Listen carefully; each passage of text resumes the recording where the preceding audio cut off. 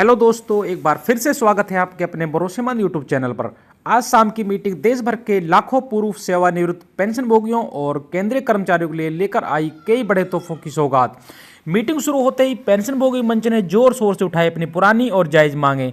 बोले, जिंदगी भर करते हैं देश की सेवा, बुढ़ापे का एकमात्र सहारा होती है हमारी पेंशन। तुरंत एक्शन मोड में आई केंद्र सरकार और मांगों पर बनी सहमति को लेकर वित्त मंत्रालय को पत्र जारी। लंबे समय से अटके 18 माह बकाया एरियर को मिली हरी झंडी। एरियर जारी होते ही खातों में लाखों रुपए। नए फिटमेंट फैक्टर को लेकर नई पेंशन स्लैब जारी। न्यूनतम पेंशन 40,500 पर आखिरी फैसला। कर्मचारियों के न्यूनतम वेतन एचआरए यानी हाउस रेंट अलाउंस के साथ डीएडीआर यानी महंगाई भत्ता और महंगाई राहत को लेकर आई बड़ी चौंकाने वाली खबर। आखिरकार कर्मचारी पेंशन धारकों की लग गई लॉटरी।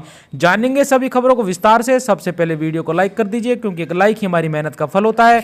साथ में चैनल पर फर्स्ट टाइम विजिट किया है तो चैनल को सब्सक्राइब करके बेल आइकन दबा दीजिए, ताकि कर्मचारियों, पेंशनभोगियों और जवानों से संबंधित वीडियो का नोटिफिकेशन आपके पास पहुंचे सबसे पहले। तो चलिए जानते हैं खबरों को विस्तार से बिना किसी देरी के। सबसे पहले बड़ी खबर की बात कर लेते हैं। सरकारी कर्मचारियों और पेंशनर के बीच 8वें वेतन आयोग को लेकर चर्चाएं तेज हैं। सबसे बड़ा सवाल यही है कि फिटमेंट फैक्टर कितना होगा और क्या इससे सैलरी वाकई डबल हो पाएगी। महंगाई के मुकाबले मौजूदा वेतन को नाकाफी मानते हुए कर्मचारी ज्यादा ग्रोथ की उम्मीद कर रहे हैं। इसके अलावा और भी कई बड़े सवाल की बहस केंद्र में है। इन्हीं अहम सवालों जवाबों को लेकर जनसत्ता की सहयोगी आयुषी मोदी के साथ बातचीत में all India new pension scheme employees federation यानी AINPSEF के राष्ट्रीय अध्यक्ष मंजीत सिंह से बातचीत की। आइए जानते हैं सभी सवालों के जवाब के बारे में। पहला सवाल, सरकारी कर्मचारियों को उम्मीद है कि इस बार शायद ज्यादा फिटमेंट फैक्टर होगा, जिससे उनकी इनकम डबल होने वाली है। इसको लेकर क्या चर्चाएं हैं? जवाब, 10 साल हो गए हैं, अभी जो सैलरी पेंशन है वह महंगाई के मुकाबले आज के जमाने के हिसाब से वह नाकाफी है। उनमें कहीं ना कहीं ग्रोथ की जरूरत है। अगर पिछले पे कमीशन को देखें तो पिछले पे कमीशन पर 2.57 का एवरेज फिटमेंट फैक्टर था। हालांकि वो 2.57 देखने में तो बहुत अच्छा लगता है, लेकिन उस समय डीए 123 से 125% था। जब ये 2.57 आया था तो 2.25 के आसपास तो अप्रोक्सीमेट उसी के अंदर इनबिल्ट था। सरकार ने नहीं दिया। सरकार ने 15 से 25% के बीच ग्रोथ दी थी। हालांकि छठे वेतन आयोग में हमें ठीक ठाक ग्रोथ मिली थी। अगर हम मिनिमम फिटमेंट फैक्टर जो आएगा उनकी बात करें तो वो 2.13 मिनिमम है। अगला सवाल, मिनिमम सैलरी कहां पहुंचने वाली है?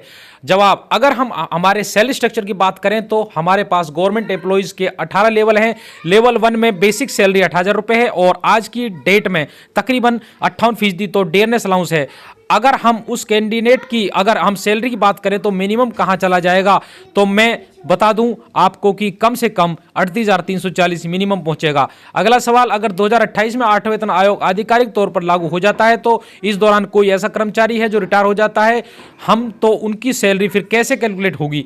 जवाब, अगर 2025 के बाद कभी भी रिटायर होता है तो पे कमीशन आने से पहले और 2025 के बाद जिस दिन वो रिटायर हुआ है उस दिन जब पे कमीशन आएगा, मान लीजिए 1 जनवरी 2028 को पे कमीशन आया, उसने अपनी रिकमेंडेशन दे दी है और उस आदमी की बेसिक सैलरी 50,000 रुपए थी और फिटमेंट फैक्टर आया 2.0, तो उस दिन उसकी बेसिक सैलरी को 2.0 से मल्टीप्लाई किया जाएगा, वो उसकी सैलरी 1 लाख मानी जाएगी। फिर पेंशन पर जो एरियर बना उसको भी मिलेगा।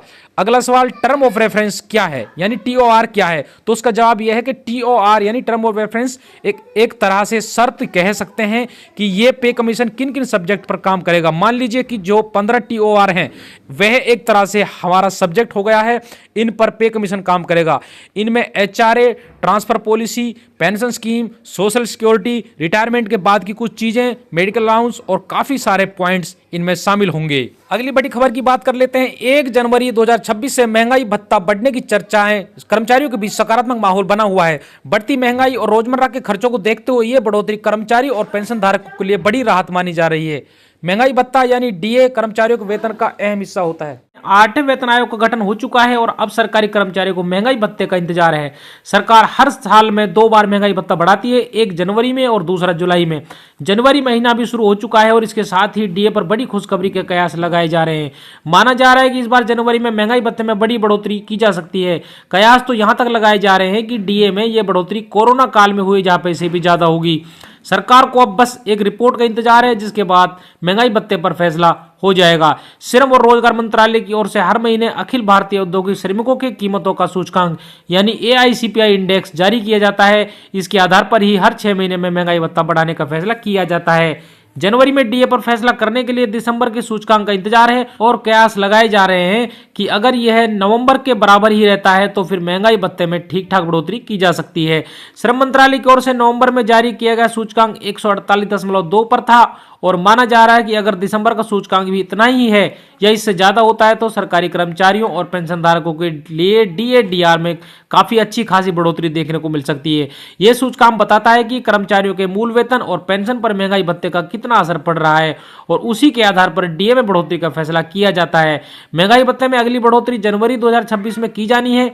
इससे पहले जुलाई 2025 में इससे 4% का इजाफा किया गया था और DA 54% से बढ़ाकर 58% हो गया था।